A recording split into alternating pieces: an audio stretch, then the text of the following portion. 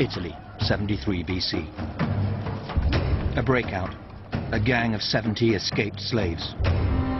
Trained fighters loose in the Italian countryside. Their number will grow to make them the most dangerous internal threat ever faced by the Roman Republic. The gang becomes a mob, the mob becomes an army, taking back their freedom, taking their revenge. Their leader is Spartacus. Mythmakers and propagandists have painted him as a freedom fighter, a cross between Robin Hood and Martin Luther King. Spartacus is the rebel. He is the liberator. He is the hero who fights against the empire.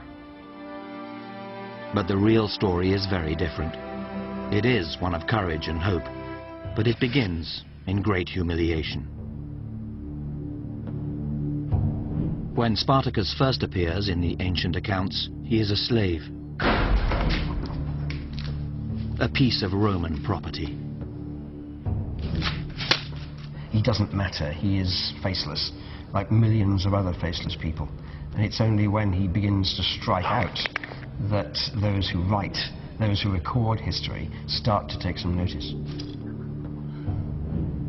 The ancient sources suggest that around 100 BC, Spartacus was born in Thrace. Now covered by modern-day Bulgaria, it was an unstable territory on the fringes of Rome's empire, peopled by warring tribes. The real Spartacus is defined by his background. According to the myth, he was born the lowest of slaves, but this isn't so. Spartacus was born free, and he would always be driven by memories of that freedom. And again, contrary to the myth, he had not always been Rome's enemy. Once he had been part of the system. He had been a Roman soldier. I think he joined the army because that's what poor Thracians do. It was an opportunity for him. And because he was asked to march against his own people, he said, no, I'm not doing this, and he deserted. That's when they brought him back. That's when he was sold as a slave. Rome had trained Spartacus. It was not about to just let him go. Any deserter will be tracked down and captured.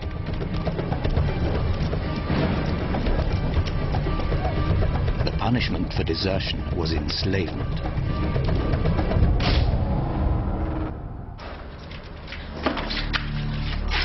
We know that his wife was taken too. History does not record her name, but it's clear that she was also sold as a slave.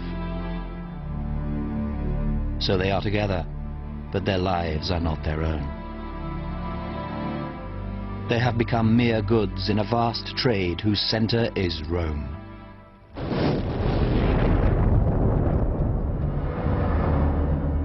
Spartacus and his wife are dragged 1,000 miles from their homeland to Italy. He had gone from being a person to being a non-person. He has no rights, he has no status. He can be bought, he can be sold, he can be beaten to death. He just belongs to somebody else. And that must have been the most horrific experience for anybody. In Roman thinking, slaves are a symbol of personal prosperity and a measure of the nation's success. 50,000 people here, 100,000 people there, 150,000 people here. For the Romans, slaves are simply human beasts of burden or living tools. And through the ownership of slaves, worked to death on vast agricultural estates, a handful of private individuals are able to amass vast wealth.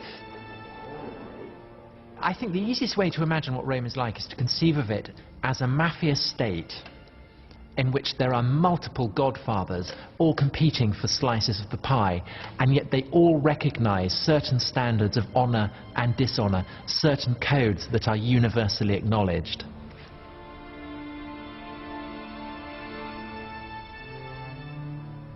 One such man is this man, Marcus Licinius Crassus.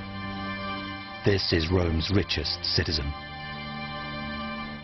He began his career buying up the property of condemned men. He is haughty, he is arrogant, and he can afford literally to buy legions. He can set them up. He can make and break other politicians, and that makes him enormously important. He is the man that Rome will ultimately turn to destroy Spartacus. Crassus's business is the pursuit of more gold, more power.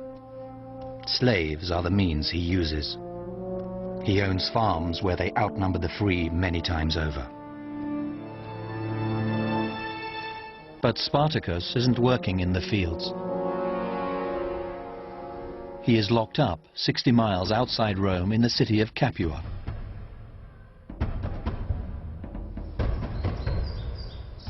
He has been sold as a gladiator. He will be trained to fight and kill for public entertainment.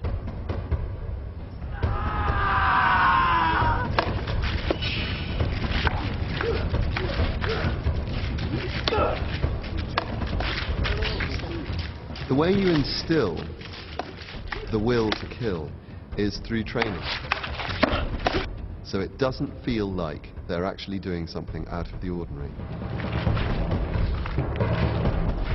But when choosing a gladiator, there's something else, there's an X factor that you need. It's some quality inside the individual that drives them to do the unspeakable.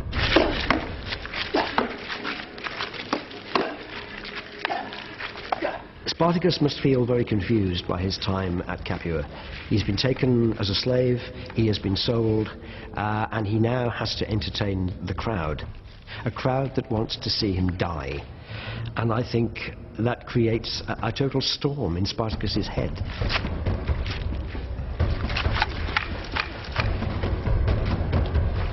This place is known for its cruelty. Its brutal regime of combat training produces men for whom violence is a way of life.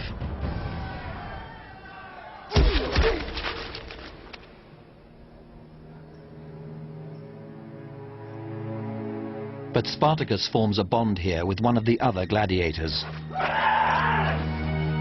a Gaul called Crixus. He is already oppressed, he is already a slave, he already has this sense of bitterness and resentment against his captors and therefore against Rome. It's made worse in Capua because here he is being trained to kill, he's being trained to die. Crixus and Spartacus eat, sleep and train with 200 other men, all becoming skilled with a range of weapons, all being kept at a peak of physical fitness, all being held against their will. This appears a highly volatile situation, and yet the Romans don't appear too concerned.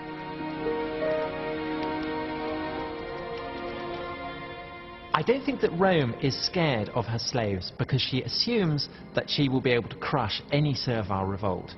Her citizens are free, slaves are not. Free always prevail over the servile. That is a rule of nature as far as the Romans are concerned.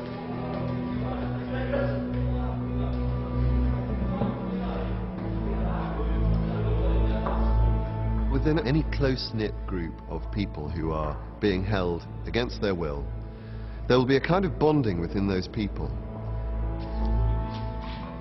But also there'll be an aspect of biding your time. All the time there's information gathering going on. A plan is formed to overpower the guards.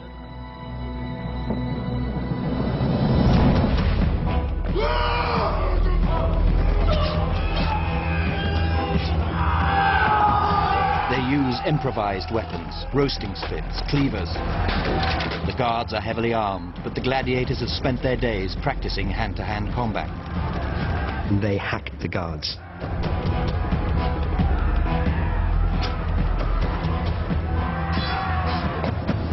It's an explosion of purposeful anger. They want revenge, and they want to get away. It would have to have been done quickly, because these men wanted to get out before any reinforcements could be sent for.